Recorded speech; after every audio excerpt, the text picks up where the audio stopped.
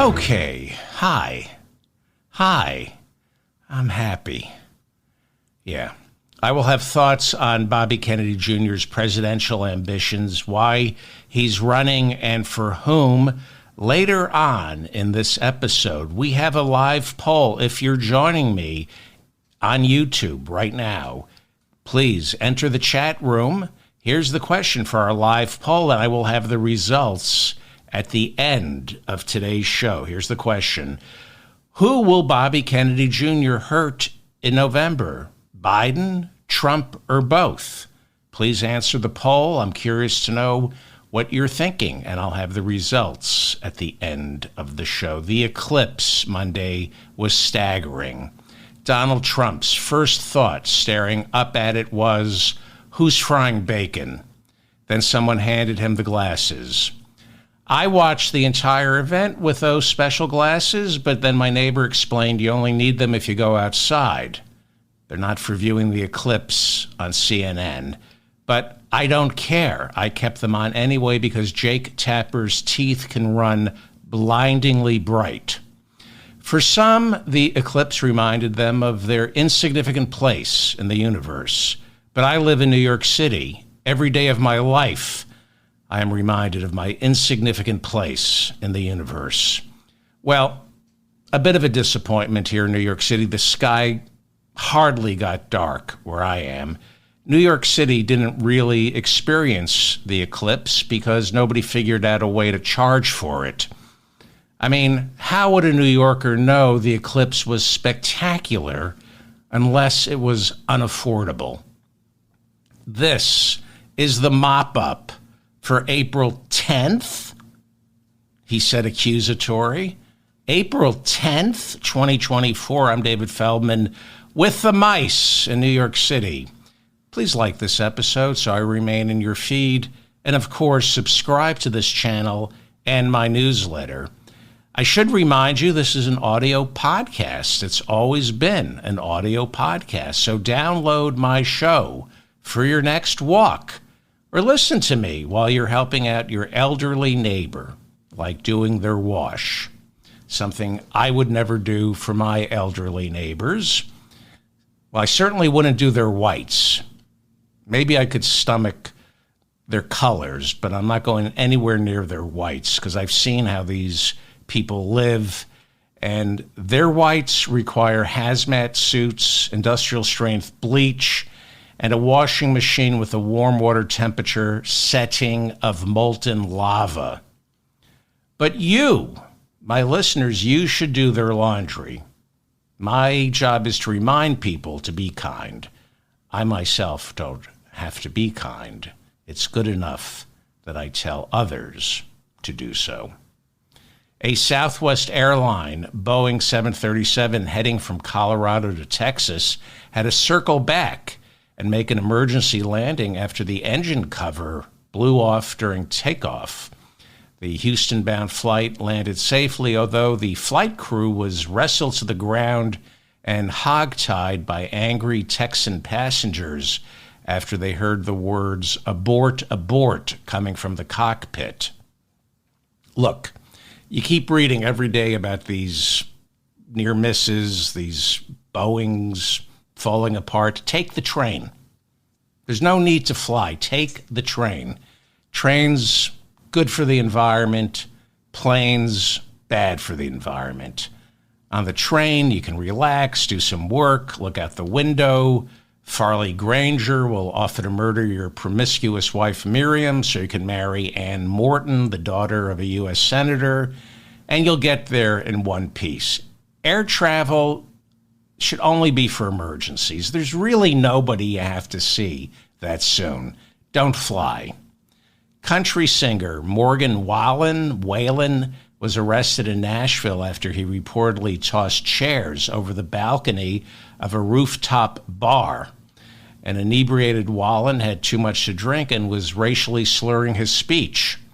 You might remember Wallen was dropped by William Morris Endeavor, his agent, and suspended by his record company after video surfaced of him using the N-word.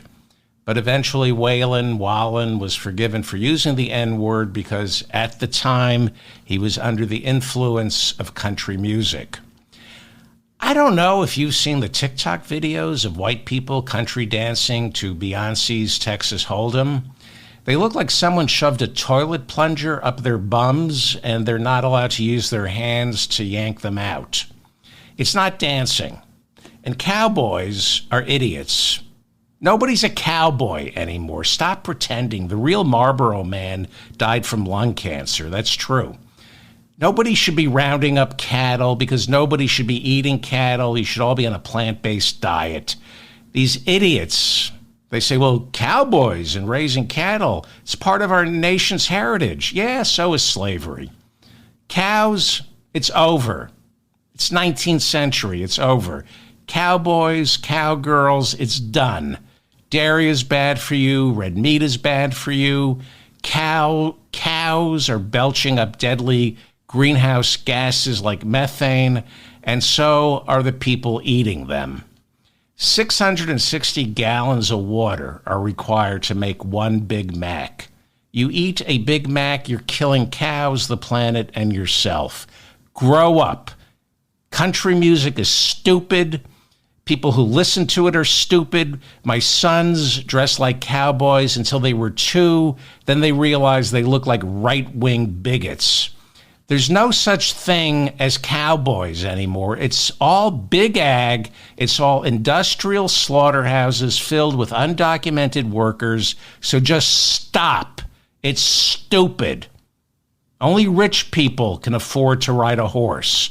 You're not a cowboy. You live in an apartment complex that overlooks a parking lot and a strip mall, so stop it. The Vatican issued a 20-page statement on Monday encouraging the LGBTQ community to, off themselves? I guess that's the message. The Vatican said gender-affirming care, quote, is a grave violation of human dignity and is as bad as abortion or euthanasia.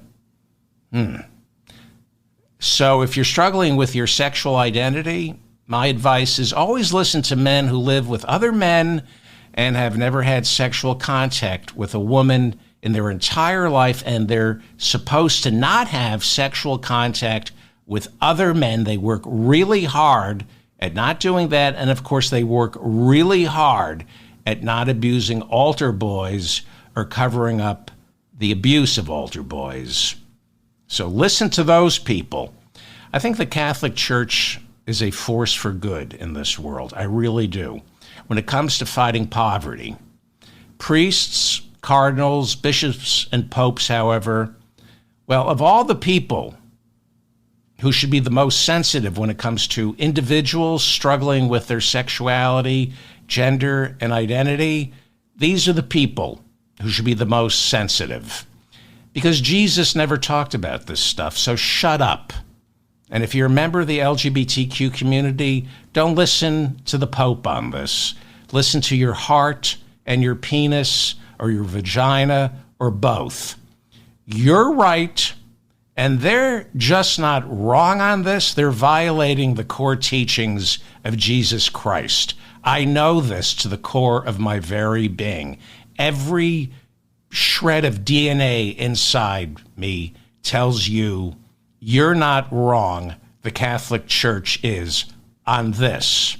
Unless you're a rapist or a child molester, whatever you feel is normal. Whoever you want to be and be with is normal. God doesn't make mistakes. Unless you're into kids, rape, non-consensual sex, God isn't judging you. Men who are really effed up in the head are. Really screwed up men in robes, gaudy jewelry, and funny-looking hats are judging you. Gender-affirming care is between you and your doctor. Don't listen to anybody except your heart, your penis, your vagina, or both. Especially do not listen to your closeted gay Republican friends or closeted gay church leader. You are right, they are wrong. You are right and they are wrong. Don't rape, don't kill, don't hit, don't punch, don't be mean. That's all you have to do in this life. Be kind, trust your heart and your genitalia, and turn your music down. That's all I want. Just turn your music down. I don't care what you're doing or who you're doing it with. Just turn your music down so I can hear it. I live in an apartment building, and it's chicken shit to blast your music so I can't listen. Turn your music down. The American Library Association issued a report this week saying that book banning in America is at an all-time high. Not at an all-time high, book reading, probably at an all-time low. You know, it's not the hardest thing to do, banning books in America. That's like banning vegan sausages in New Orleans. 4,240 books were banned in 2023. That's a 65% increase over 2022. These are Republicans banning books. Now, the same people who bemoan the cancel culture, the same people who claim their First Amendment rights are sacrosanct, whenever they get caught using the N-word, or when they get caught telling people to march on the Capitol and destroy it, Trump's lawyers say, it's his First Amendment rights. But these are the same people who carry on about, the censorious cancel culture and call themselves champions of freedom of expression. They're the ones who are banning books in our schools and libraries. The number one book getting banned is entitled Genderqueer. This is according to the Wall Street Journal. The number two book getting banned, All Boys Aren't Blue. Number three is This Book is Gay. You see a pattern here? Moms for Liberty is one of the most vocal champions of book burning or banning. Founded in Florida like 3 years ago, it accuses librarians of being groomers. It has a long history of tweeting out accusations that teachers and librarians are grooming children, either to become gay or to be molested. I strongly urge you to watch Scott Pelley from 60 Minutes interviewing the founders of Moms for Liberty, and he asked them, what do you mean calling librarians groomers? And they had no answer. These are idiots, these women. They just know, change the subject. If you don't want to answer a question, change the subject. But he wouldn't let go of it. He kept asking, why are you calling librarians and teachers groomers? They refused to answer. One of the founders of Moms for Liberty is Bridget Ziegler, and she was forced to step away from Moms for Liberty a couple of months ago when Moms for Liberty, which the Southern Poverty Law Center labels an anti-LGBTQ hate group, discovered that Bridget Ziegler often engaged in lesbian sex while her husband, then chairman of the Florida Republican Party, watched and then tried to participate. He, the husband, was eventually accused of rape. Those charges were dropped, but now he faces charges of video voyeurism, filming an adulterous sexual encounter he had without the woman's permission. In the Church of Feldman, we say love the sin, hate the sinner. Now, it's not just books about the LGBTQ community these idiots want banned. It's also books that portray the real black experience in America. They don't want white kids learning about slavery. They only want white kids to learn that slavery was about voluntarily bringing Africans over to learn new skills. Excuse me. Getting over a cold. That's what they're teaching in Florida. They've banned critical race theory, and they're teaching kids that Africans were brought over to America to learn new skills. like, I won't even make a joke. I had something, I'm not going to say it. People like Florida Governor Ron DeSantis want to ban any books that make white children feel guilty for slavery. So we're seeing a lot of books like The Color Purple or anything by Toni Morrison getting banned. And of course, To Kill a Mockingbird. But you know what books aren't getting banned in Florida or Texas? The Protocols of the Elders of Zion, Mein Kampf, or Mike Huckabee's autobiography.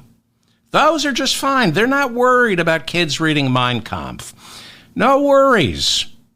Moms for Liberty, DeSantis, Governor Greg Abbott in Texas, they insist it's all about making sure parents have more say in their child's education.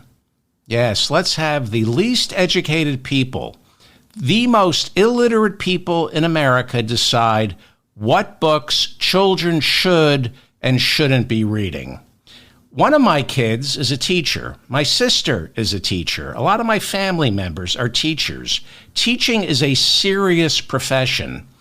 Parents should have as much say in their child's education as they have in their child's vaccine regimen, as in zero. You either have a medical license or you don't. You either have a teaching degree or you don't. You're either qualified to teach or practice medicine or you're not. For 2 centuries here in America, the law has been when your kid turns 5 or 6, the state says, stay away from your child for 8 hours, 5 days a week, so we can reverse all the garbage you planted in their brains. But what we now have in Florida, Texas, Tennessee, are incredibly stupid, uneducated parents who are too ignorant to help their kids with their homework. So the only contribution they can make is telling the schools what shouldn't be taught. Do you think for 1 second Tina Descovich, the head of Moms for Liberty, has read even the dust jackets of these books she wants banned? You want Tina Descovich from Moms for Liberty dictating how your kid should be educated? Well, why not? She has a PhD in education. Okay, that's not true. But she used to be a teacher. Okay, that's not true. But she does have a master's in education. Okay, that's also not true. But she majored in education from one of our leading universities. That's not true either. She was a communications major, which is pretty much getting a degree in watching television. Tina Descovich has a bachelor's degree. She's as qualified to dictate what should be taught in our schools as I am. In other words, she's not. Tina Descovich, the head of Moms for Liberty, graduated from Valdosta State University. I mean, as long as we're being judgmental here, okay? Not to take anything away from anyone who attended Valdosta State University, and not to take anything away from the graduates of Valdosta, except for Tina Descovich. Let's face it. She has a bachelor's degree in communications from Valdosta University. Moms for Liberty, not exactly John Dewey or Horace Mann. I think they should shut up about how our kids should be educated. Tina Descovich has a degree in communications from Valdosta University. There she is on C-SPAN communicating, but educated? Steeped in book learning? I think not. How many books do you think Tina Descovich reads in a year? Oh, I don't know, anywhere between a quarter of a book to maybe half a book. I'd say a good year, she reads half a book. She certainly hasn't read any of the books she wants banned or she has banned. This is who's dictating what your kids can and can't read.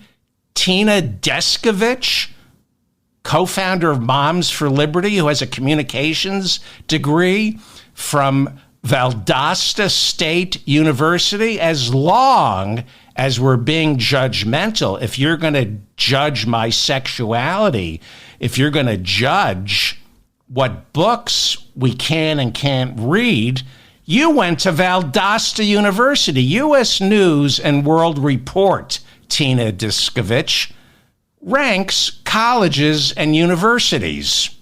And these colleges and universities take the U.S. News rankings very seriously. It's bullshit, but so are the Moms for Liberty. So let's have at it, right? Tina Descovich, according to U.S. News, got a bachelor's degree in communications from one of America's worst university. Tina Descovich, one of the founders of Moms for Liberty, who's telling us what books our kids should and shouldn't read, graduated from one of the worst public universities in America. I've posted the rankings from U.S. News and World Report. Out of 435 national universities, Valdosta State ranks 395. There are only 40 universities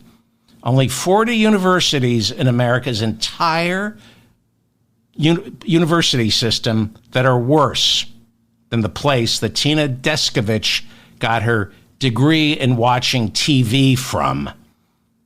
I'm not disparaging anyone with a degree in communications. I'm just disparaging Moms for Liberty, not anybody who has a degree in communications. But let's be honest, communications is TV and radio, not books. You have a right to ban television shows, not books. Someone with a degree in communications from one of our worst universities in America is among the least qualified to opine on literature. To put it simply, she's a dumb hick. Tina Descovich is a dumb hick.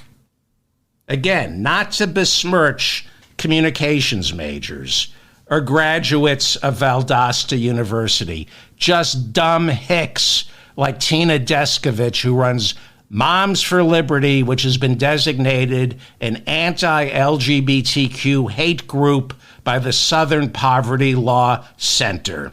She is not qualified to judge Harper Lee, Toni Morrison, or any writers, black, gay, or straight. You don't judge us. We judge you, Tina Descovich, and you are an uneducated, misbegotten, dumb hick. Meanwhile, Bloomberg reports that the average tuition at Ivy League schools is now $90,000 a year. And these pricks wonder why people vote for Trump. All these Northeastern Ivy League D-bags. Why are people voting for Trump?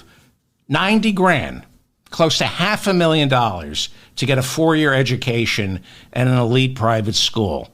Gee, congratulations, you graduated from Princeton. Your parents must be rich.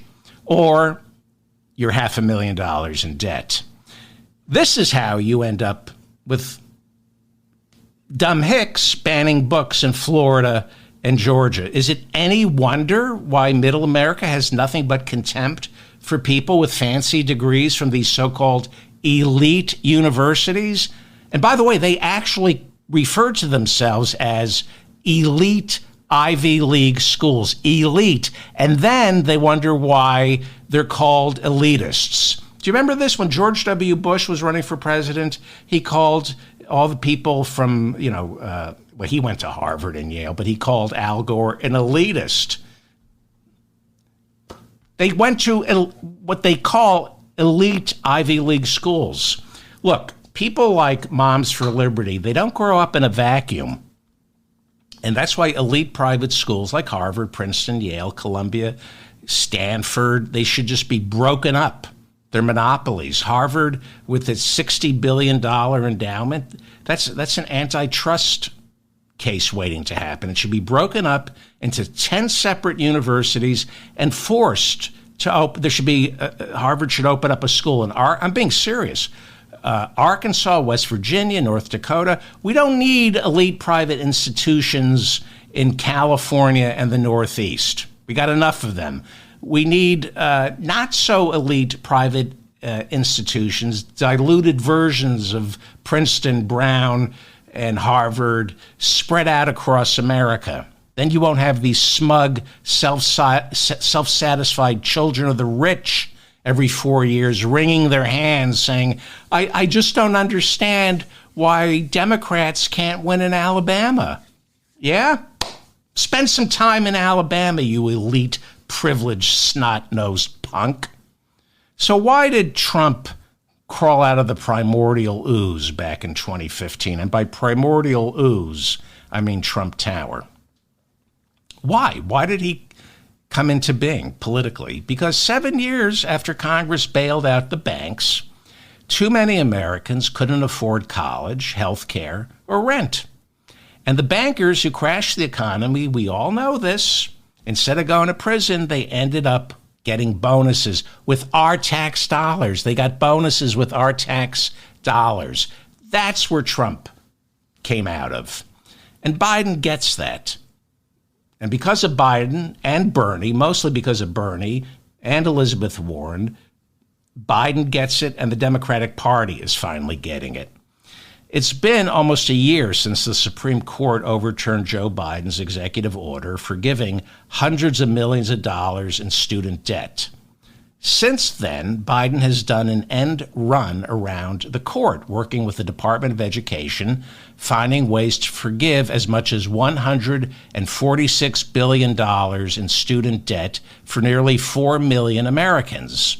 He's also made it easier for Americans to pay back their loans, cutting interest rates, bringing monthly payments for nearly 1 million Americans down to $100 a month.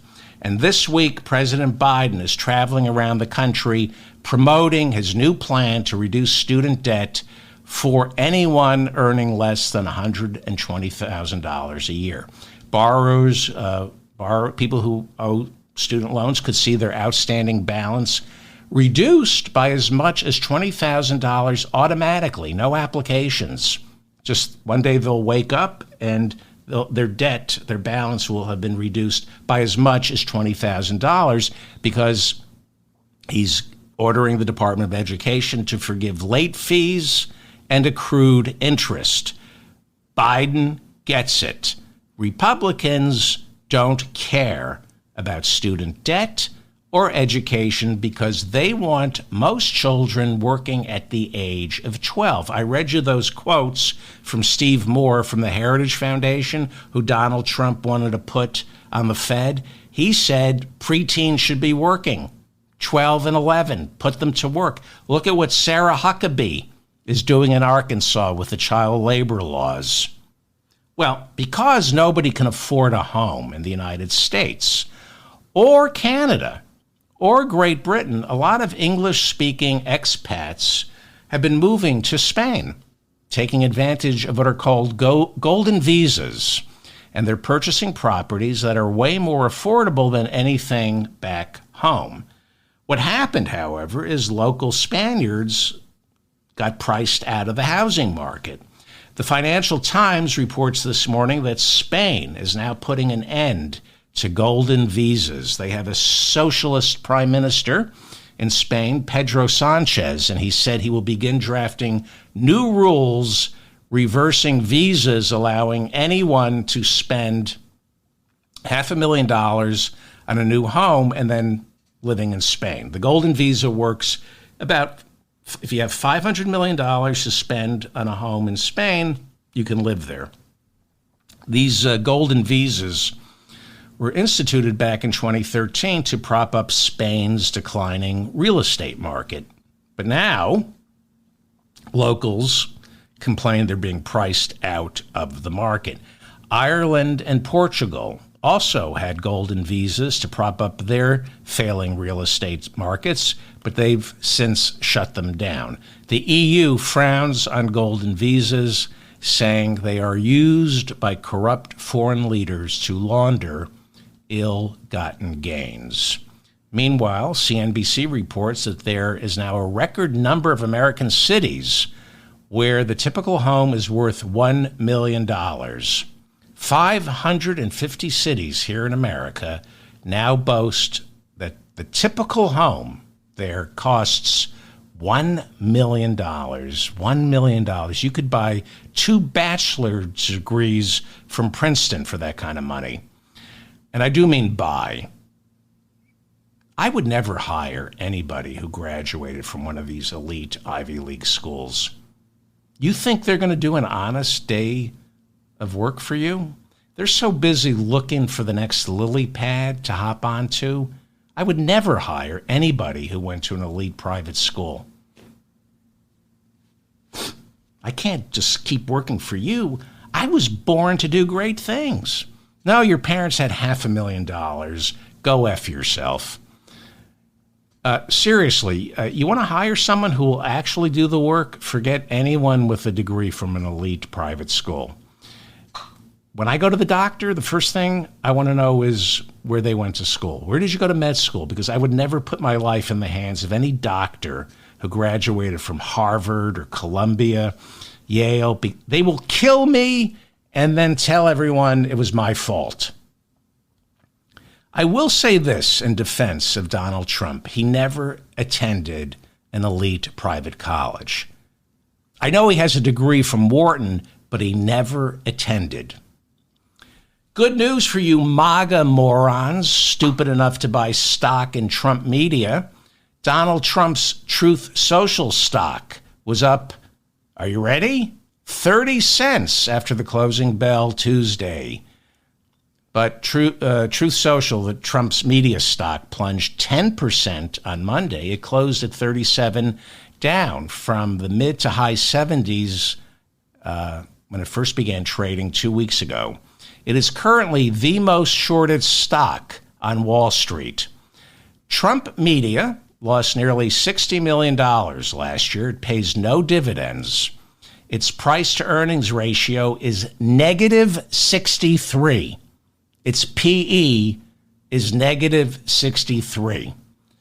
Okay? In other words, one share of Truth Social or Trump Media costs, for some reason, $37.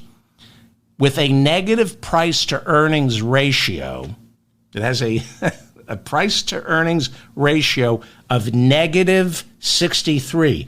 That means for every share of Trump Media, the company loses $30.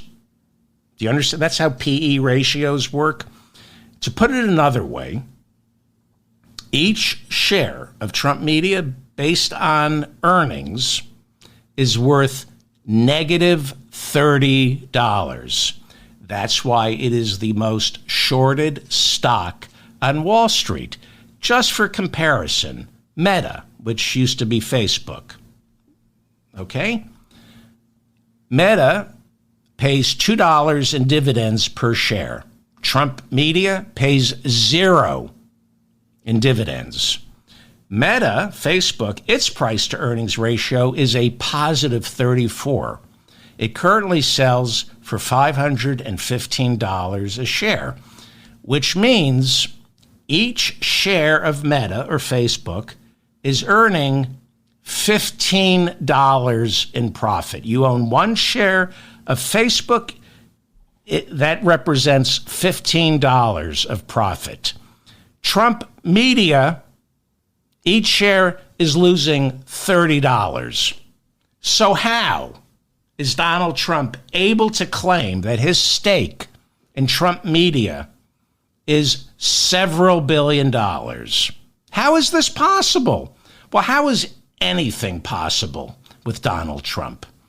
As I reported on Saturday's show, the Financial Times reported that the auditor Trump hired to vouch for Trump Media to shepherd its public offering, that auditor has been banned from doing business in Canada and, according to regulators, is one of the most dishonest auditors on Wall Street. Read the article in Financial Times. Trump media auditor has faced repeated criticism from regulators.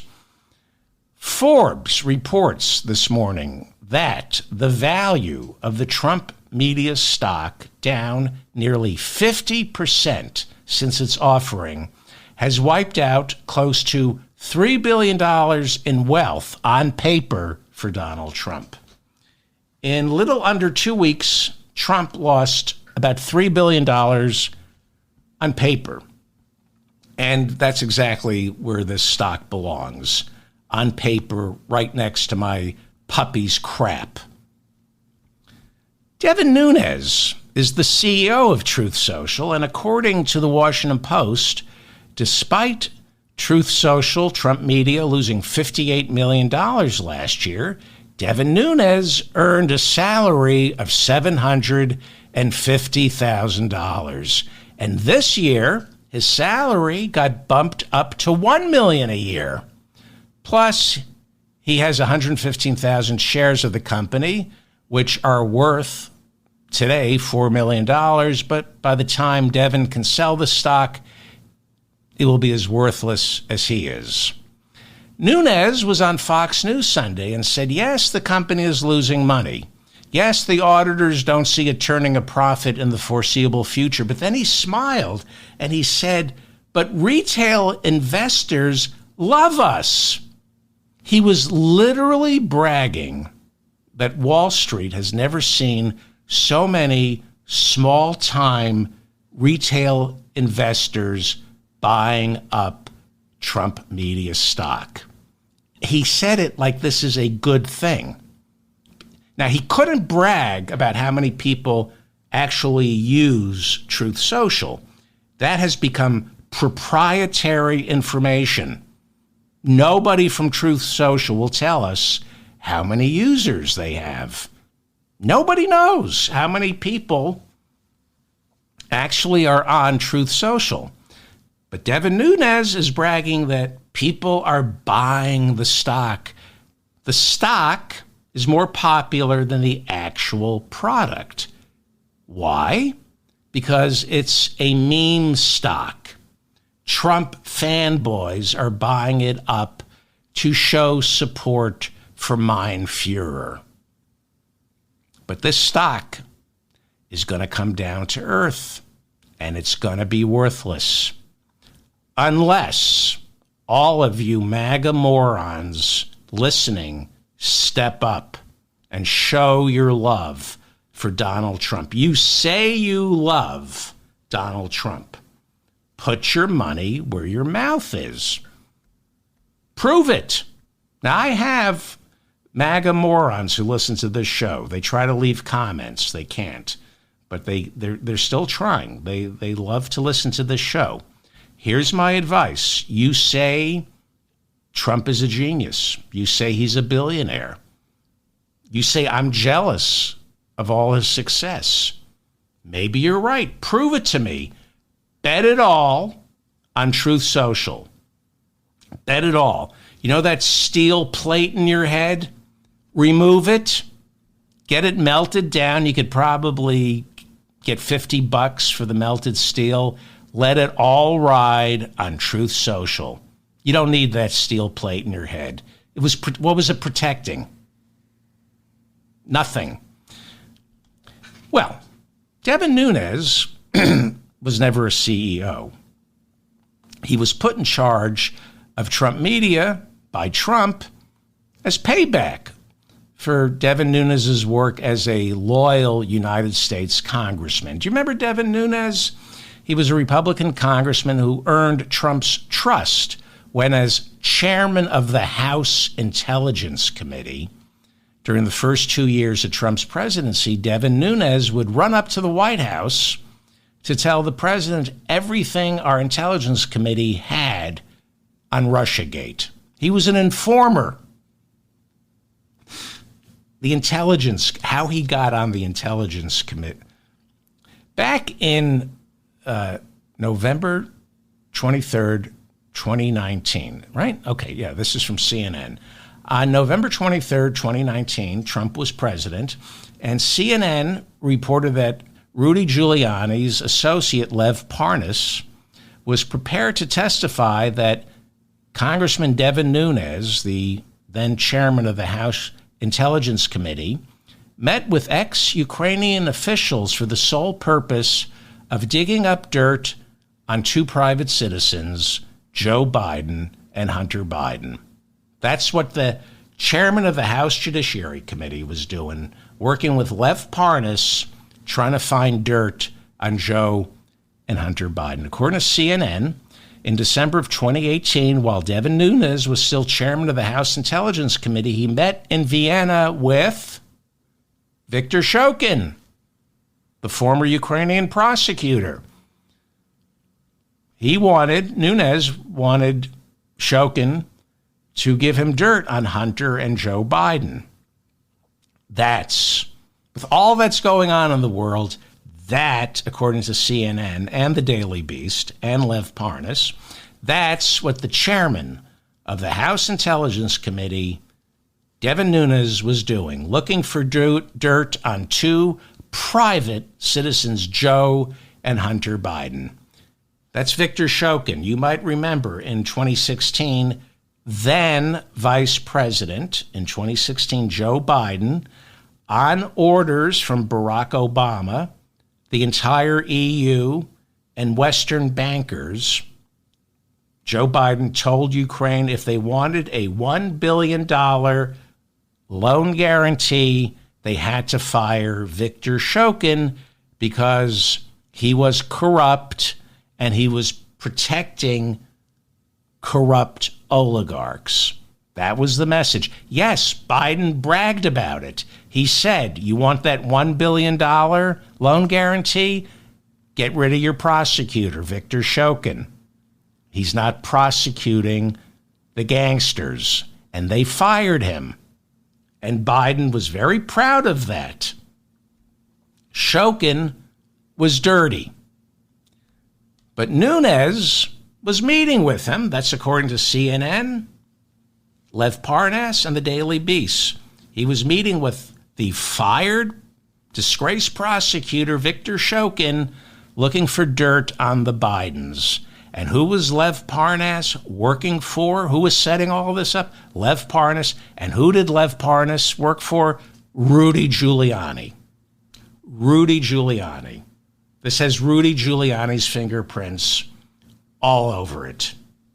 Betsy Swan, writing over at the Daily Beast on November 20th, 2019, reported that Nunes traveled to Europe with 3 congressional associates who work for him on a 4-day trip. This was from November 30th to December 3rd, 2018, while he was chairman of the House Intelligence Committee, and he charged taxpayers more than $63,000 for this trip. Nunes claimed he was looking into the origins of the Russiagate conspiracy. He was looking into the origins of the Mueller report, hoping to disprove it. But Lev Parnas, a former Giuliani associate, is willing to testify that the trip, which cost U.S. taxpayers more than $63,000, was actually a fishing expedition for 2 private citizens, for dirt on 2 private citizens, Joe and Hunter Biden. That's with all that's going on in the world.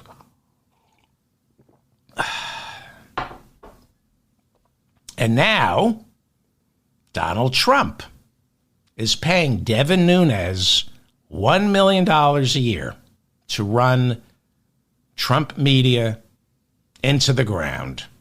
Almost 4 times. Devin Nunes is getting $1 million this year. That's about 4 times what he got as a United States congressman. He's getting paid to run a phony, pump and dump social media stock. And that's exactly how it works in Washington. That's how it works in corporate America.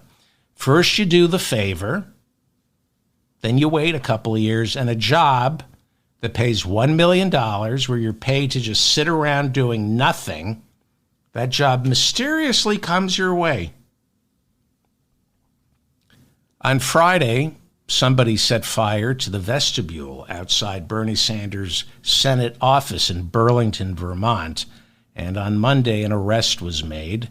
Federal police arrested a 35-year-old California man after he matched the description of the man seen in surveillance video squirting lighter fluid and then setting it on fire. He was later apprehended inside a Burlington, Vermont La Quinta late Sunday after first barricading himself behind the door of his room. No motive has yet to be determined. A Florida woman was taken into custody on Monday after she began firing her gun randomly at oncoming traffic along Florida's I-10. She later told police God told her to do it. Glad to see Lauren Boebert getting some much-needed sun and fun in the Sunshine State of Florida. God told me to do it. Well, how are you going to prosecute? If God told you to fire indiscriminately at oncoming traffic? That case dismissed. It's Florida. August 13th, 2024 is when Wisconsin voters go to the polls to pick their nominees for U.S. Senator. The incumbent, Democratic Senator Tammy Baldwin, is expected to win, obviously, the Democratic nomination. There are no real challengers. Republicans are hoping to snag her seat as part of their roadmap towards seizing control of the Senate, which they lost back in 2020. Eric Hovde is running for the Republican nomination in Wisconsin. He is hoping to be the Republican nominee for U.S. Senate, taking on Tammy Baldwin. He's a businessman, and by that I mean his father and grandfather were very wealthy. His father served in the Reagan administration as Undersecretary of the Department of Housing and Urban Development. Eric Hovde is worth $53 million. As part of our Meet the Candidates series, here is Republican candidate for the United States Senate, Eric Hovde, being interviewed on the Guy Benson radio show. I'm not going to spend my time talking about 2020. Good. He's forward thinking. He's not going to talk about 2020. He's a Republican. He's not relitigating Joe Biden's election. Good on you for not talking about it. Stick with the issues moving forward that concern the people of Wisconsin. Do I believe the election was stolen? No, but did things happen in that election that were very troublesome? Absolutely. And I can point them out right here in Wisconsin. Okay, so I guess his way of not talking about 2020 is talking about it. Go ahead. We had nursing homes where the sheriff of Racine investigated where you had 100% voting in nursing homes. Well, if you're in a nursing home, you only have 5-6 month life expectancy. Almost nobody in a nursing home is in a point to vote. People in nursing homes should not be allowed to vote, he's saying. They only have a couple of months left. This is the new Republican voter integrity pitch.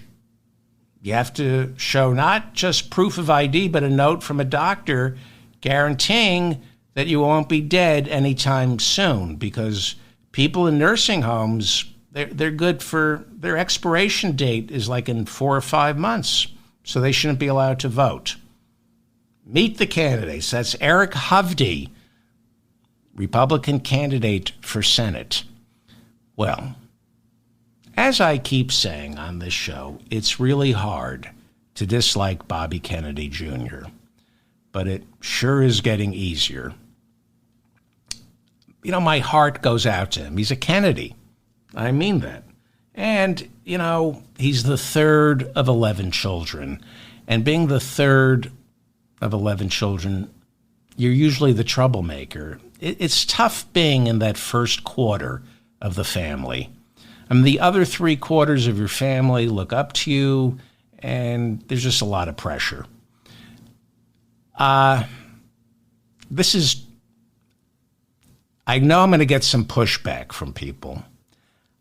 I like Bobby Kennedy Jr., just not as a presidential candidate or an expert on vaccines. I like the idea of Bobby Kennedy Jr., and I root for him. He means a lot to me. His family means a lot to me. But, Rita Palmer is the Kennedy campaign's state director in New York. And she has been accused of telling Republicans... Right now, the way that I see it... I don't want to play that yet. Okay. Rita Palmer is the Kennedy campaign's state director in New York. She's been accused of telling Republicans that Bobby is running as a spoiler to make sure Joe Biden isn't elected president. We've heard that she's been telling Republicans that the reason Bobby is running is to make it easier for Donald Trump to win. And that's really hard for me to believe. I mean, can you imagine the campaign director for Bobby Kennedy in New York State telling Republicans she wants Joe Biden to lose and that the reason she's managing Bobby's campaign in New York is to facilitate a victory for Donald Trump? That cannot be true because Bobby Kennedy's father, the last job he had, was senator from New York. As a Democrat, Bobby Kennedy Jr. would never run for president to hurt Joe Biden and get Donald Trump elected. But, here's video that just surfaced of Bobby Kennedy Jr.'s campaign director in New York State, Rita Palmer, addressing a group of Republicans, telling them the reason Bobby is running is to siphon off votes from Joe Biden and get Donald Trump elected president. Right now, the way that I see it, and, things, I guess, will change over time because you do have to only pick one candidate at the end of the day. But the Kennedy voter and the Trump voter, the enemy, our mutual enemy is Biden. Whether you support Bobby or Trump, we all oppose Biden. 270 wins the election. If you don't get to 270, if nobody gets to 270, then Congress picks the president, right? Right now, we have a majority of Republicans in Congress. So who are they going to pick? Who are they going to pick if it's a Republican Congress? They'll pick Trump. So we're rid of Biden either way. People kept continually telling me, wow, that's a really good idea. That's a really good idea. So, I'm kind of mulling it around. What should I do with this? What should I do with this? And then I got a call from the campaign, and, they were going to hire me as their New York State director. And I said, okay, I want to take the job, but I'm going to tell you right now that this is part of my messaging. And if I'm allowed to preach that, if I'm allowed to, get that message out there, then yeah, I will definitely work for the campaign, but I don't want to be restricted in what I say because I think this is a really winning strategy. And my boss said, well, okay. Okay. And now CNN's K-File,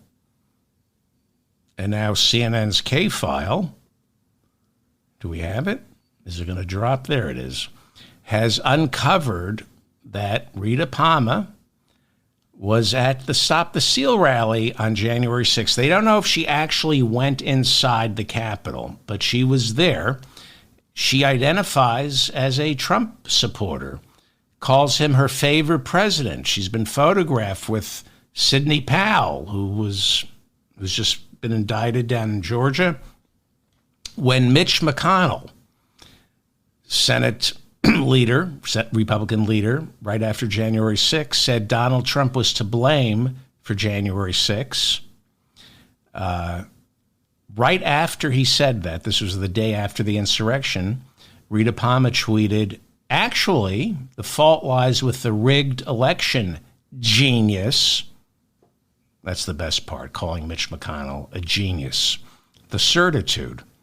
She later wrote, quote, January 6 was not a riot. A small group of people were troubled.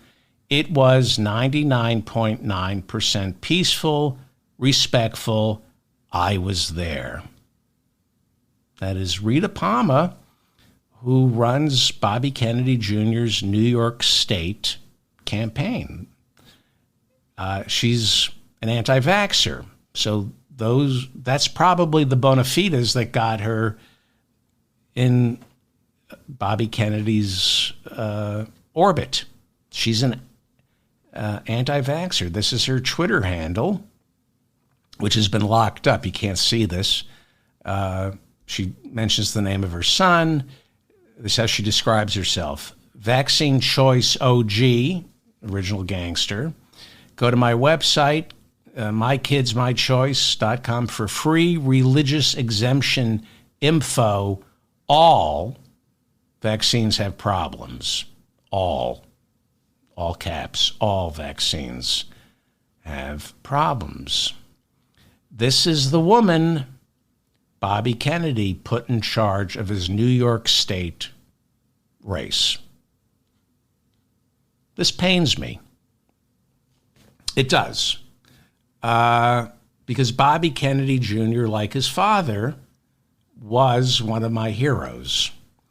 I remember shaking Bobby Jr.'s hand at a benefit in 2009, and my heart stopped. He looked exactly like his father, who, if his father had lived, could have prevented America's lurch towards this kleptocracy we have right now that they've disguised as free market conservatism. I believe Bobby Kennedy, this country would have looked a lot different had Bobby Kennedy Jr.'s father not been assassinated and became president in 1969. He would have changed America had they not killed him, because Bobby Kennedy himself knew how to change.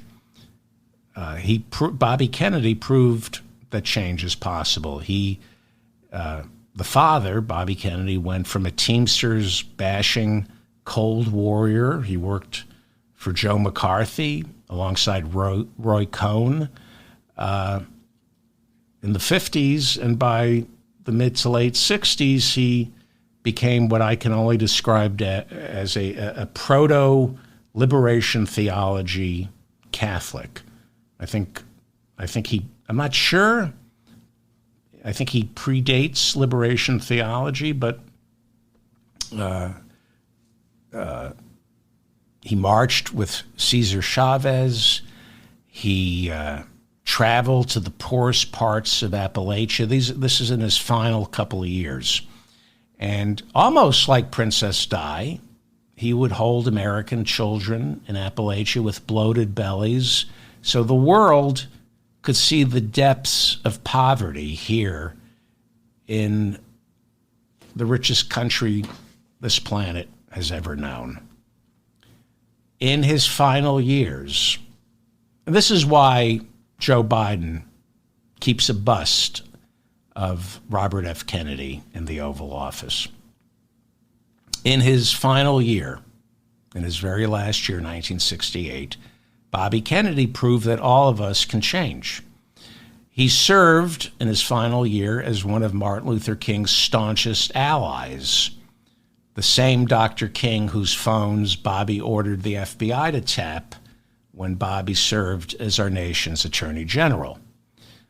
Bobby, when he was in his brother's White House, wanted America to fight the North Vietnamese. And as late as 1967, as a New York senator, he was still supporting America's involvement in Vietnam. But then he listened to the protests, and on March 16th, 1968, after Lyndon Johnson decided not to run for re-election because of Vietnam, Bobby Kennedy, on March 16th, 1968, declared his candidacy for president. Is that also the Tet Offensive? I think the Tet Offensive started on March 16th, I'm not sure. But he declared his candidacy on March 16th, 1968, mostly because he finally realized that the war in Vietnam was unwinnable. 2 days after declaring his candidacy for president, he gave his first campaign speech in Kansas at Kansas State University. This was March 18th, 1968. The colleges were erupting over Vietnam. Bobby opened his first presidential campaign speech in Kansas at Kansas State. I cannot believe, I read this, I could not believe it. He opened his first presidential campaign speech in Kansas at Kansas State University with a quote from the progressive news editor William Allen White, who once said decades before, and he quoted William Allen White, a progressive editor from Kansas, and he quoted, this is how he opened his campaign, quoting William Allen White. This is what he said. If our colleges and universities do not breed men who riot, who rebel, who attack life with all the youthful vision and vigor, then there's something wrong with our colleges.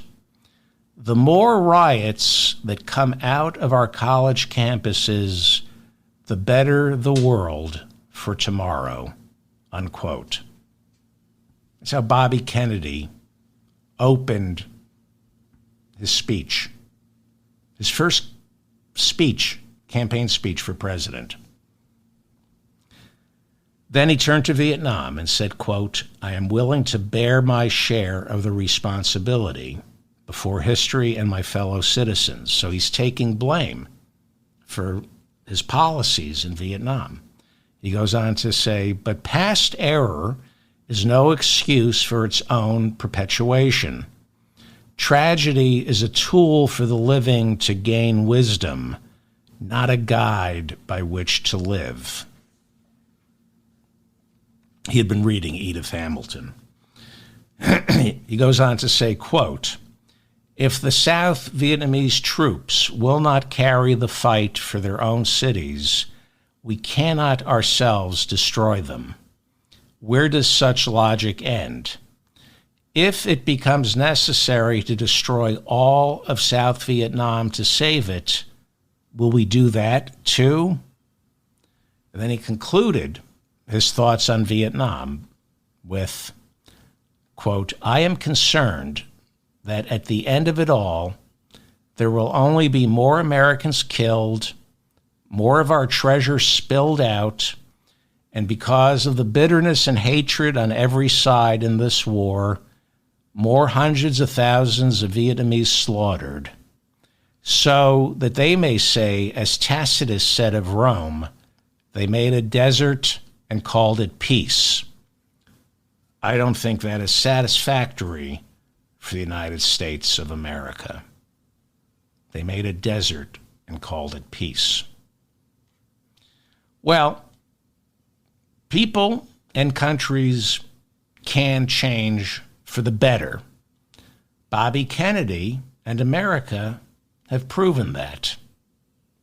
But it pains me to say that people and countries can also change for the worse. Bobby Kennedy Jr. and America also prove that.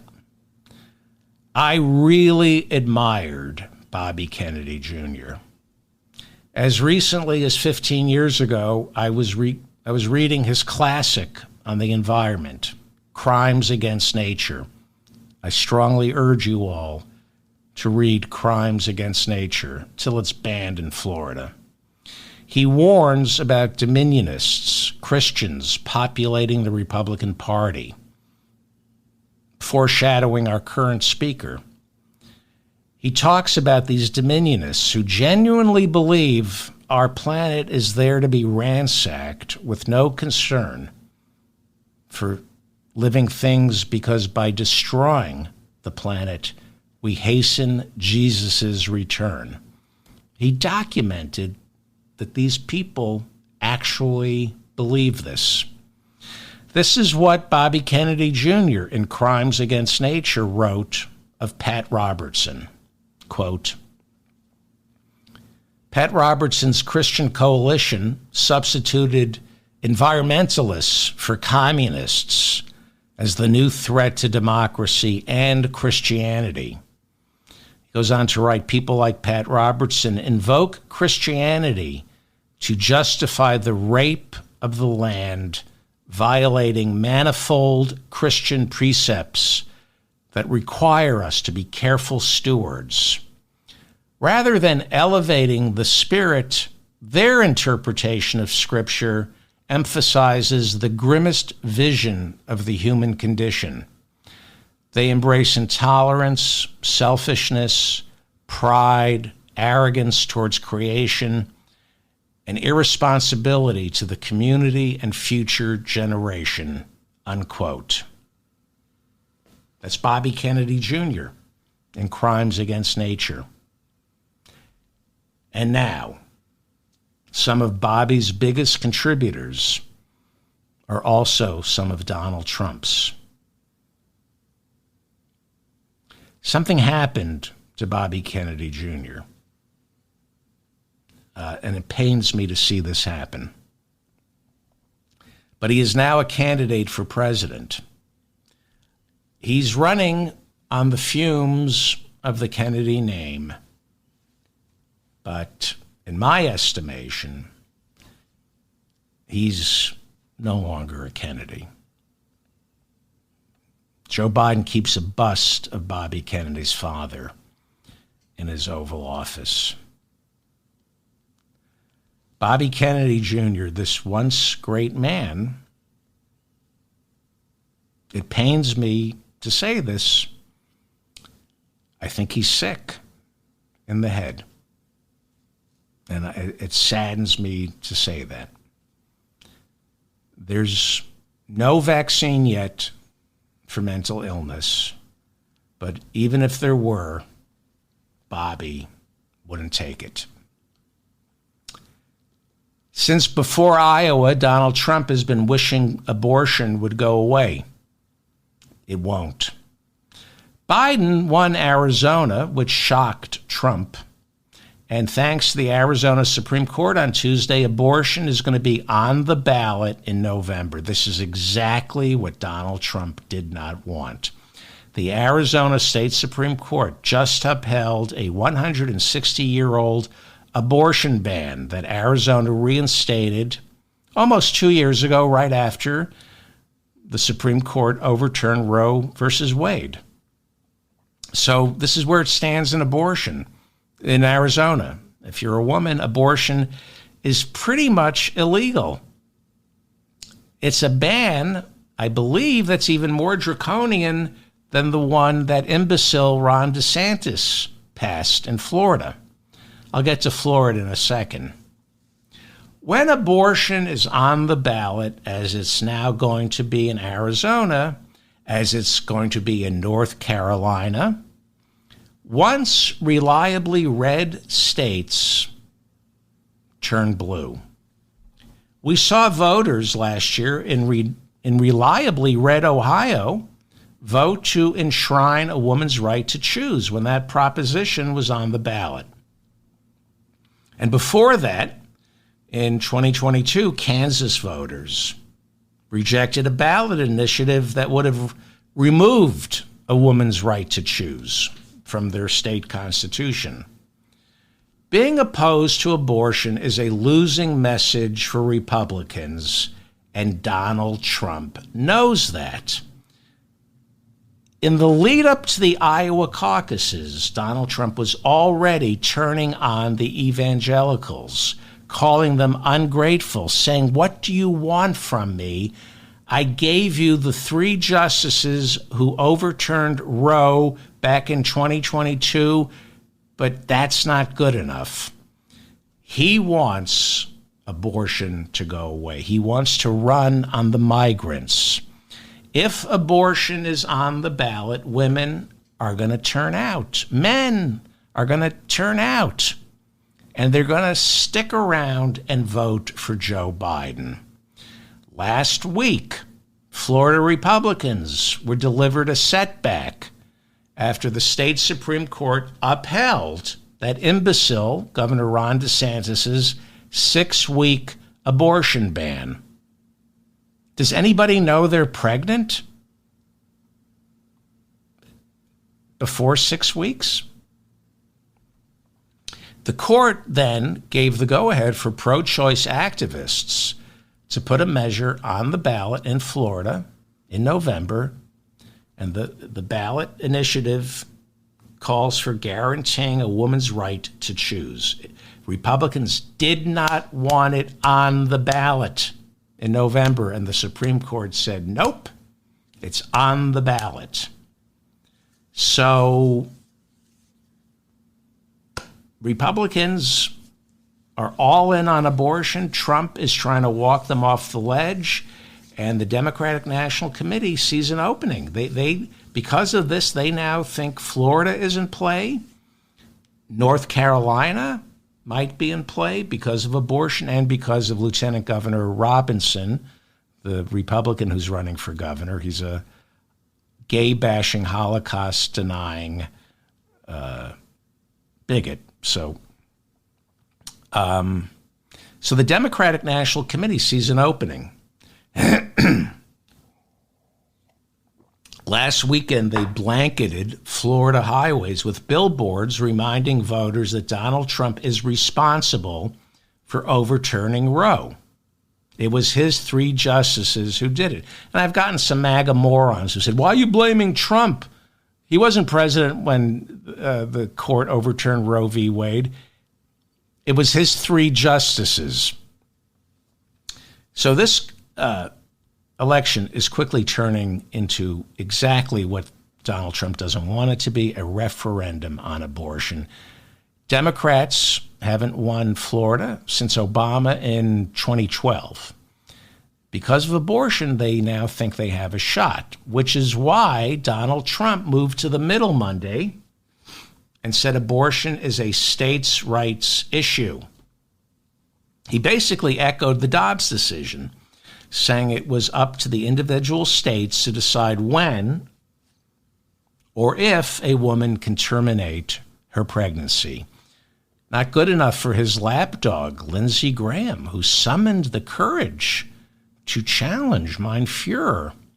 Lindsey has been pushing for his national 15-week abortion ban because who knows more about accidental pregnancies than Lindsey Graham? I mean, who is more in touch with the struggles women and men face when, caught in the heat of passion, they inadvertently conceive a child, one they're not yet ready for?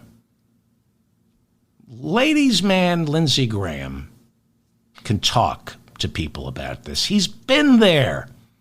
Who better to tell a woman what to do with her body than a man who's never even seen one? When Trump said he opposes Lindsey Graham's national abortion ban, Lindsey said, and I quote, "I respectfully disagree." Trump, he respects. A woman's choice, not so much. But this is what makes Republicans such a diverse party. It's a big tent party. There's room for everyone. There's room for men who think women shouldn't be allowed to have an abortion after 15 weeks.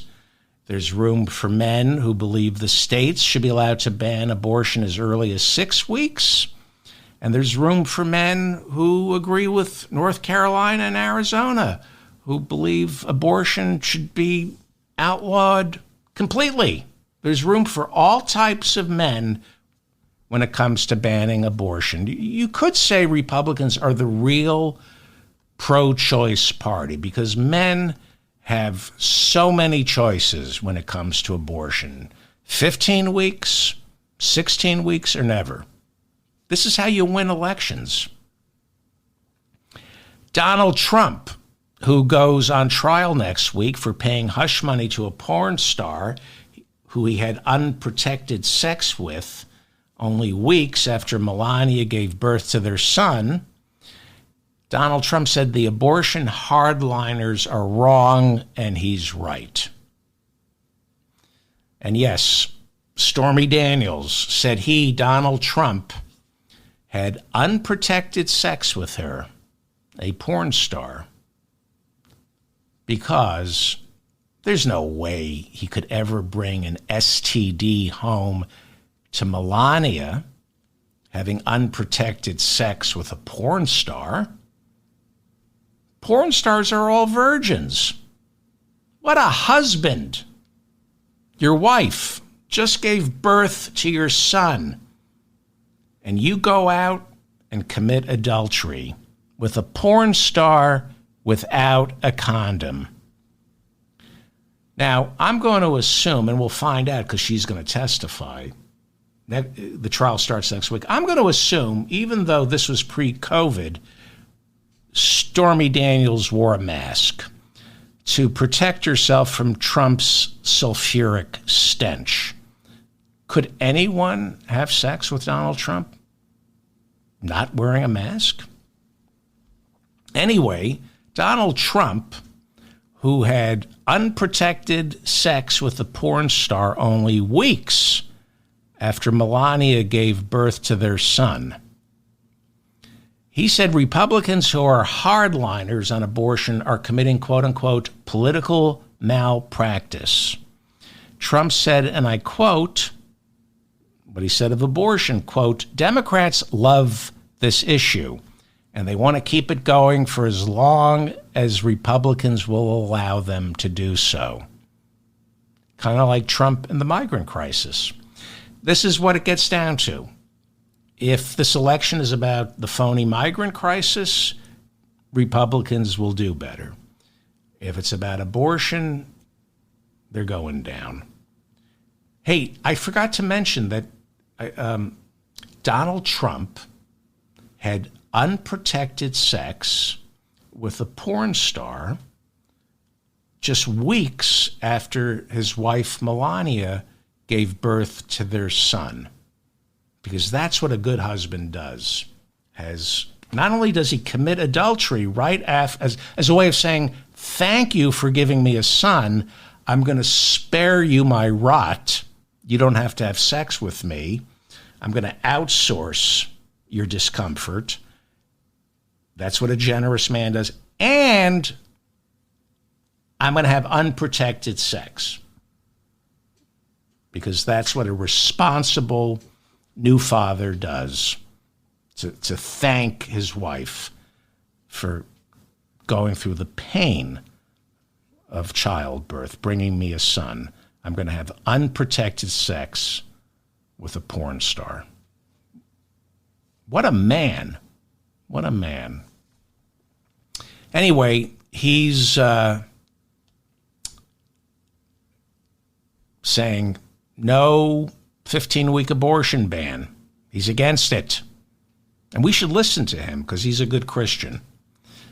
But a lot of Republicans don't like this. Lindsey Graham, Mike Pence, Donald Trump's vice president. Well, he called Trump's opposition to the 15-week abortion ban, quote, a slap in the face.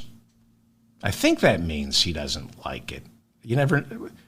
A slap in the face for Mike Pence. It's hard. That could make him hard. You never know with Mike Pence. I'm going to assume he means a slap in the face in a bad way. I do think when Trump slaps him in the face, it makes him hard. We trash Mike Pence, but he did say he won't be voting for Donald Trump in November because of that little disagreement they had about January 6th. Do you remember this? Trump thought Mike Pence should be hanged, and Mike Pence respectfully disagreed. Just when you think Donald Trump can't elevate political discourse any higher, during a fundraiser hosted by hedge fund manager John Paulson over the weekend, Donald Trump accused Joe Biden of taking a dump on top of the Oval Office desk. I'm sorry. I'm just reporting the news. Vanity Fair and the New York Times both report that Donald Trump addressed a room filled with billionaires and called them the best people in the world. Then Trump warned, and I quote, "This could end up being the last election America ever has." Yeah, if you're elected. He then accused Biden. I wish I were making this up. He then accused Biden of literally taking a dump on the Resolute, the Oval Office desk. You know, even if Biden did take a dump on the Oval Office desk, it would still smell better than when Trump was in there. I'll take a Biden dump on the Oval Office desk over Trump's breath any day of the week. Axios reports that Trump and his closest associates are making plans for his return to the Oval Office, where he would order the Justice Department to prosecute Joe Biden, because we all know how well the impeachment probe is going. Axios spoke to someone very close to Donald Trump who guaranteed that everything the Biden Justice Department is doing to Donald Trump, the Trump Justice Department will do to Joe Biden. Head of the House Oversight Committee, James Comer, what is this headline here? Oh, this is a leftover from a previous show. College girlfriend says James Comer abused her. May 4th, 2015, Courier Journal. That I made a mistake. That shouldn't be. That's from. I hope the next slide isn't the one about the college girlfriend saying James Comer made her get an abortion. That has nothing to do with what I'm talking about. Anyway. Head of the House Oversight Committee, James Comer, who has a college girlfriend who claims he physically abused her and forced her to get an abortion, which has nothing to do with what I'm talking about. So I'm going to quickly change the subject here. I apologize for this slide from the Courier Journal about James Comer. Head of the House Oversight Committee, James Comer, has pretty much admitted the impeachment probe will not result in an actual impeachment. But he says Republicans plan to make a criminal referral to the Justice Department. Now, a criminal referral is non-binding. It's kind of ceremonial, like the job of the vice president on January 6th. But since Republicans can't impeach Biden, there's no evidence, a criminal referral will be a sign of respect to Donald Trump. Comers said he doubts Biden's Justice Department will act on his criminal referral, but he said you can be certain a Trump White House will. And what is the evidence that Biden committed a crime for him to be prosecuted? The evidence is Donald Trump currently faces 4 separate criminal trials, and Republicans must distract. That is the evidence. For example, you might remember that Donald Trump is on trial for violating the Espionage Act in Miami. He's on trial for violating the Espionage Act for the way he withheld classified documents from the FBI and then waved top-secret war plans with Iran in front of complete strangers at his Bedminster, New Jersey golf club. You've heard the tapes. Look at this. This is a plan to invade Iran. Just waving war plans. I actually think that's one of the many perks to being a member of the Bedminster, New Jersey golf club. You get a choice of tee times, a discount at the clubhouse restaurant, and a glimpse of Middle East invasion plans. Anyway, Joe Biden, like Mike Pence, accidentally took home some classified material. Merrick Garland, to look fair, asked Robert Hur, a Republican, to serve as special counsel to look into Joe Biden's mishandling of classified documents. And if you remember, Hur couldn't find anything. He said, I can't prosecute.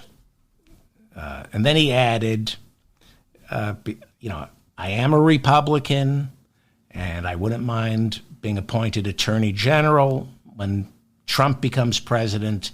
So I know I'm not supposed to say this, but Biden's memory was faulty, and the reason I'm not prosecuting is partly because a jury would feel sorry for him. Well, of course, the Republicans jumped all over that. Aha! The president is senile. We need to hear the audio tapes of Joe Biden being interviewed by the special counsel, Robert Hur, so we can re-edit those audio tapes, take everything out of context, and make it sound bad when it really wasn't. Merrick Garland, our Attorney General, said, no, you can't have the tapes.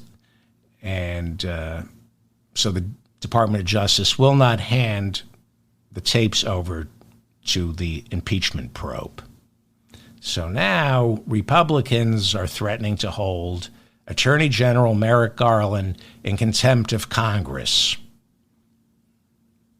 The only problem is the guy who prosecutes contempt of Congress charges is Merrick Garland. And we all know that one of the three leaders of the House probe, Jim Jordan, was subpoenaed by the January 6th committee. They want to know what he talked about with Donald Trump in the hours leading up to January 6th, during January 6th, and after January 6th. And Jim Jordan refused to answer the subpoena. But Merrick Garland didn't prosecute him for contempt of Congress. That would be Jim Jordan, chairman of the House Judiciary Committee, who had unprotected sex. He took the bar exam and failed. Couldn't pass the bar. Never passed the bar. The head of the House Judiciary Committee, Jim Jordan, I don't know if I ever mentioned this before, but Jim Jordan, Republican chairman of the House Judiciary Committee, never took the bar, failed the bar exam. Says he never took it because that's why you go to law school. Melania came out of hiding to greet billionaires who showed up at Donald's fundraiser over the weekend, hosted by hedge fund manager John Paulson. Donald Trump gave a speech where he thanked everyone for their money and then talked about border issues and asked why America can't get immigrants from nice countries. Nice. He said, why can't we get immigrants from nice countries? He said, why do they all have to come from Mexico and Central America? Not so nice. Why can't we get immigrants from nice countries? That's what he literally said. And by nice countries, he said Denmark.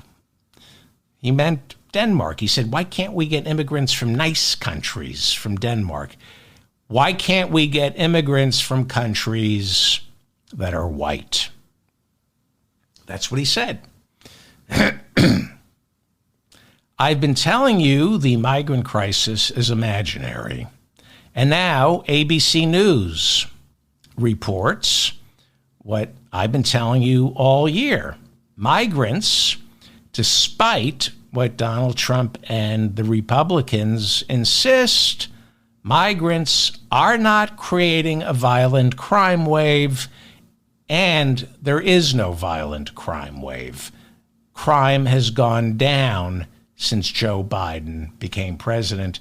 Crime spiked when Trump became president, and not just because of all the crimes he committed. As I keep reminding you all, in the blue cities, in every single blue city that the sadist governor of Texas, Greg Abbott, every city that he shipped migrants to, The crime rate went down after the migrants arrived.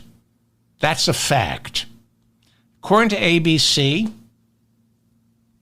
the National Academy of Sciences says that U.S.-born American citizens are 2 times more likely to get arrested for violent crimes than migrants and immigrants. ABC says U.S. citizens are 4 times as likely to be arrested for property crime. Does that surprise you?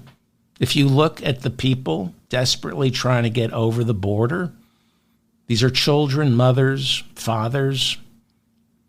The Border Patrol agents, and certainly anyone who works for ICE, is more likely to commit a violent or property crime than the migrants.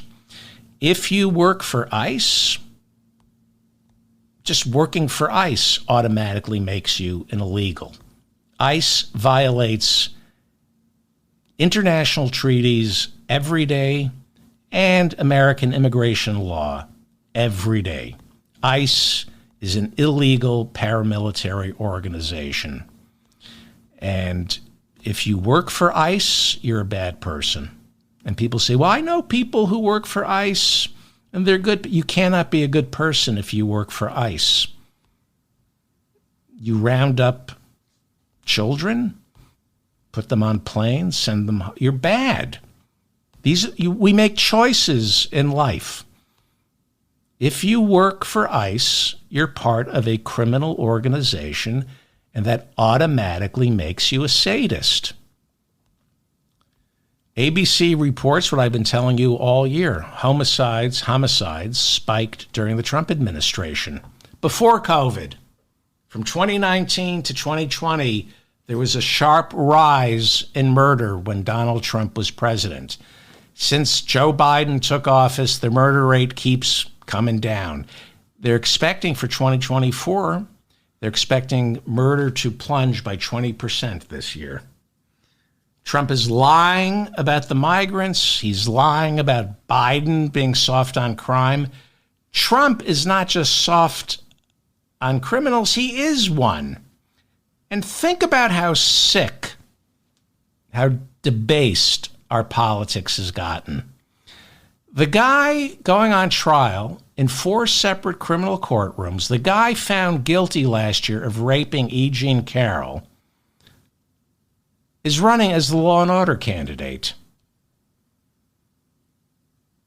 Then again, the first Republican to run as the Law and Order candidate was Richard Nixon, who, had it not been for Gerald Ford's pardon, would have spent the rest of his life in prison. Next Monday,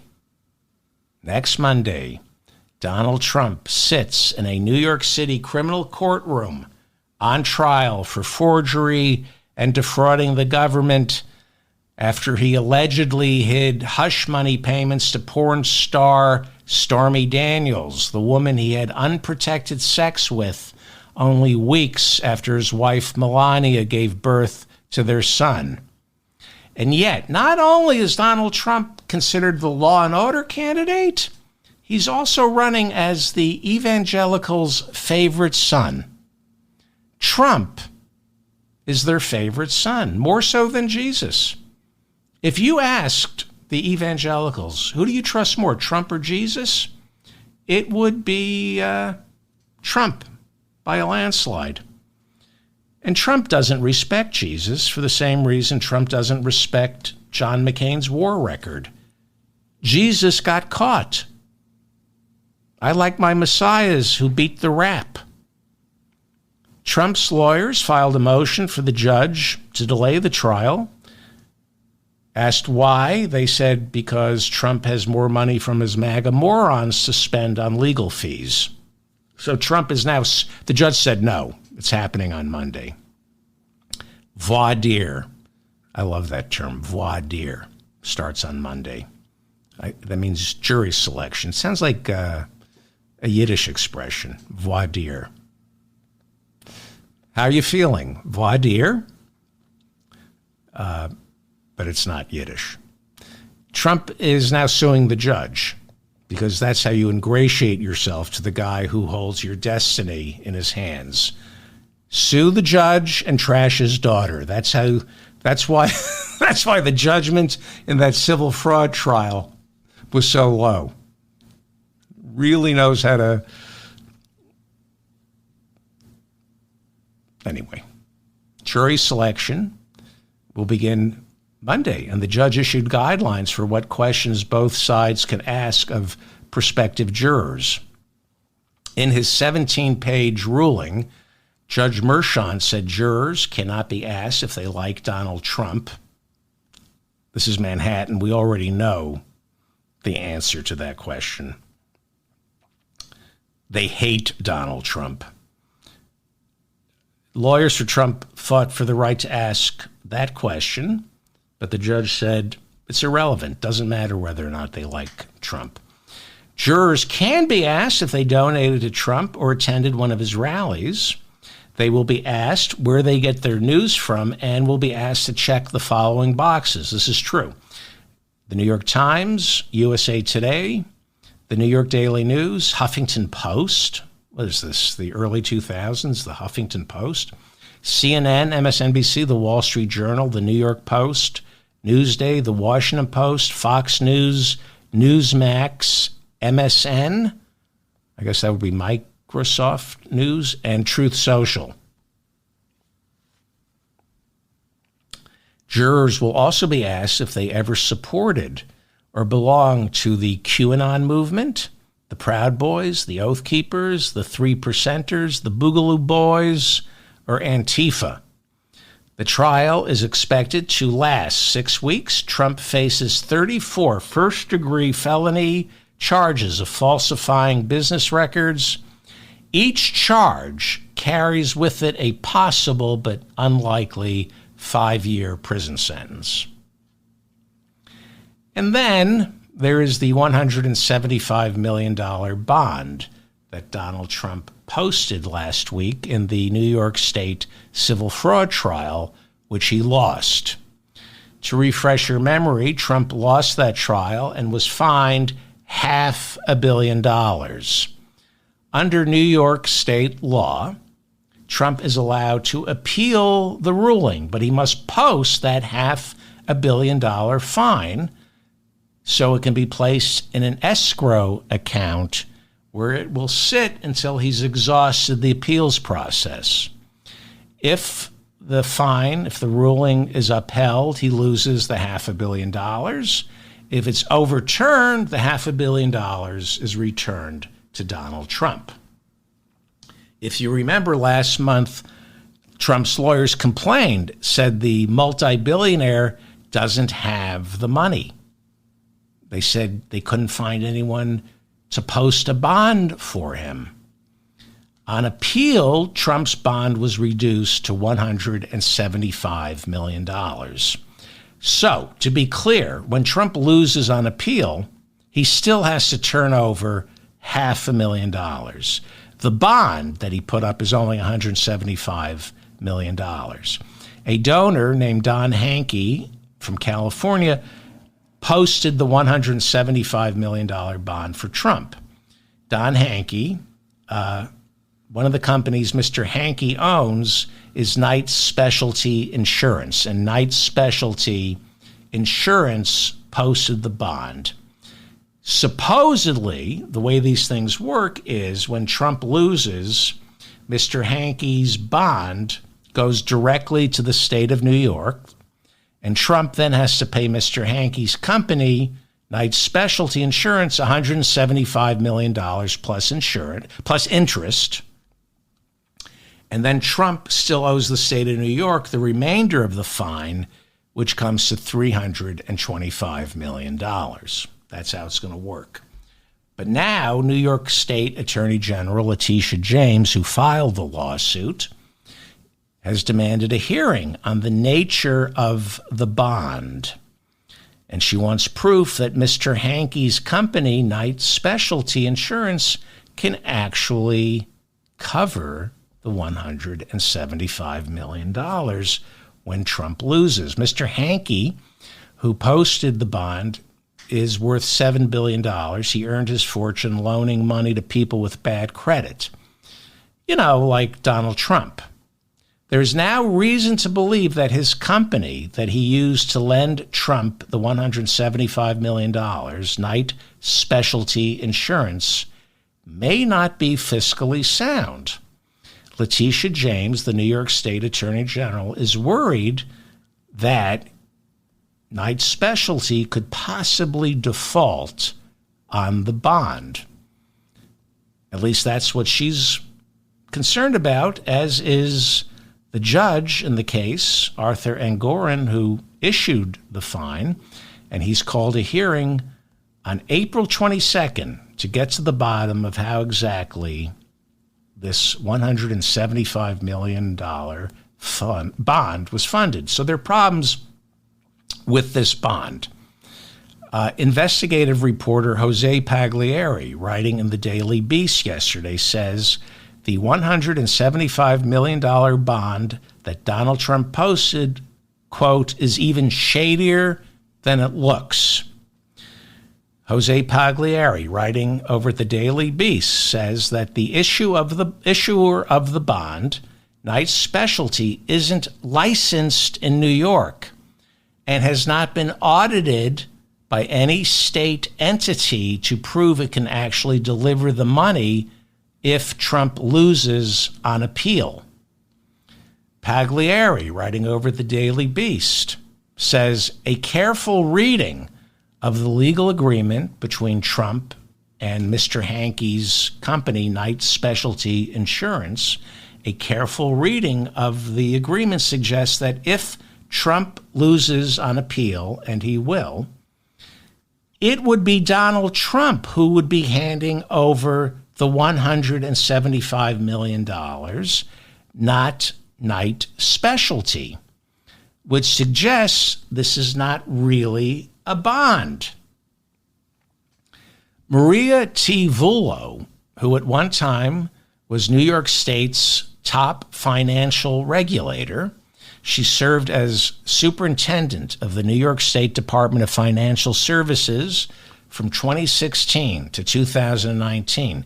She told Pagliari over at the Daily Beast that after looking at the agreement between Donald Trump and Mr. Hankey's Knight Specialty Insurance, she said after looking at it, quote, there are many questions here, and that short piece of paper gives very little comfort. There's something screwy here. Life is worth living. April 22nd, we're going to find out. Judge Arthur Engoron is going to get to the bottom of how this $175 million bond was funded. Another regulator who spoke anonymously to the Daily Beast, to Mr. Pagliari at the Daily Beast, he described the agreement as being filled with quote-unquote shenanigans. Language. Let's watch our language. In other words, in the middle of his criminal trial that starts on Monday, on April 22nd, Donald Trump will have to testify as to the nature of the $175 million bond and try to prove it's legitimate. A lot of people don't think it's legitimate, which means New York State Attorney General Letitia James might start seizing his assets on April 23rd. And we'll get to see just how poor this Nazi Donald Trump really is. I know. Hope springs eternal. I know. My sister, my friends, he always finds a way out. I know. And he's a sociopath and a malignant narcissist. And unfortunately, they're incapable of admitting wrongdoing or feeling shame. And maybe he may even be incapable of anxiety and depression. He may not be in the kind of pain we project onto him. He is not human. He is a monster. But think about Donald Trump's life. Sham marriage. His kids hate him. He buried their mom in an unmarked grave. Would anyone trade places with Donald Trump? No. So the question rattling around my brain for the past 7 years, how did he ever get this far? They say he's a con man, but, you know, anybody with a functioning brain knows he's a bad con artist. We know he's stupid. And yet, why is there even a remote possibility this homunculus might once again be given the keys to our Oval Office? What is going on here? What is going on? Well, democratic republics, or whatever this country is, are fragile. It takes more than just vigilance. It takes a well-informed electorate. Donald Trump got this far partly because too many Americans are lazy, intellectually lazy and stupid. Too many Americans, more importantly, don't know right from wrong. And after Joe Biden gets reelected, we all need to do some serious work on ourselves.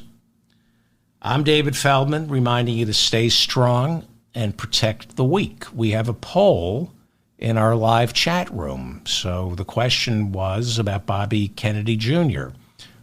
And let me get into the live chat room. Right Let's see it from wrong. Hello, everybody. Thank you for being here. Okay, here's the question.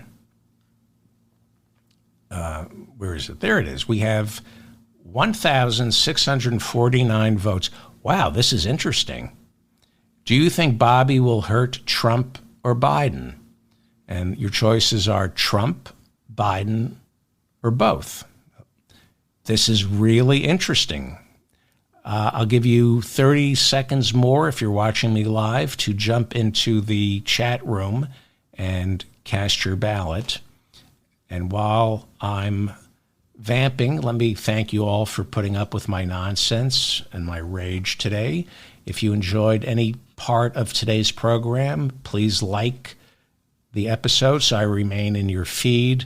If you want to help me, the best way is to share this episode, to copy and paste it and share it with friends via social media or an email or text.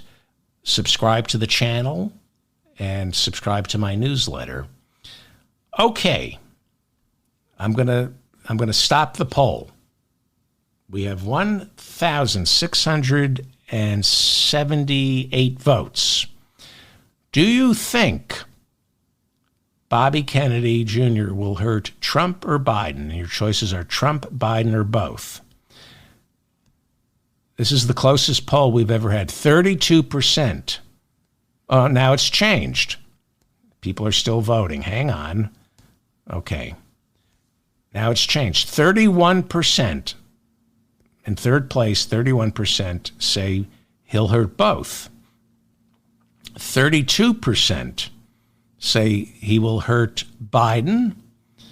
Thank you, Jen James. 32% said he will hurt. 2% said he will hurt Biden, and 36% say he will hurt Trump. That's 1,705 votes. Okay, I'm going to end the poll right now so the people in the chat room can see it. Somebody just, I never thank the people who send me super chats. So thank you, Jen James. JJ, I think that covers everything. Thank you all for putting up with my nonsense. I'll see you all, I think, Thursday night. Bye.